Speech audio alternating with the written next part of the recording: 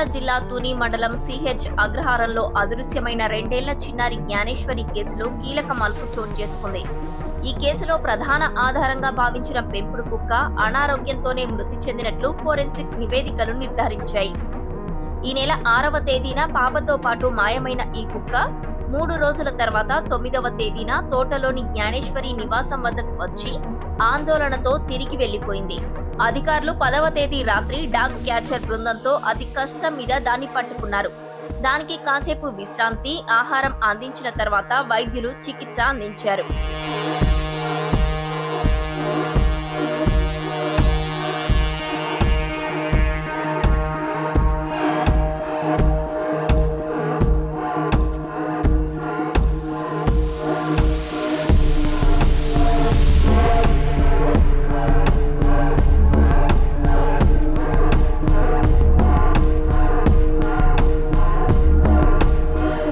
అయితే డాక్టర్లు, పోలీసుల పర్యవేక్షణలో 12వ తేదీన జీపీఎస్ ట్రాకర్ ను అమర్చి దాన్ని బయటకు వదిలారు.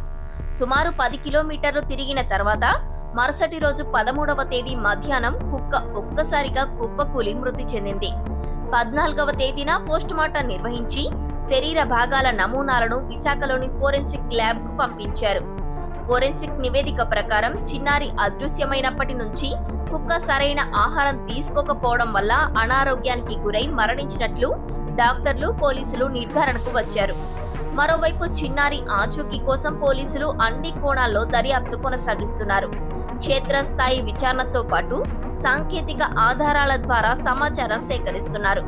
చిన్నారి అదృశ్యమై 20 రోజులు దాటడంతో తల్లి భవానీ ఆందోళనతో అనారోగ్యం పాలయ్యారు.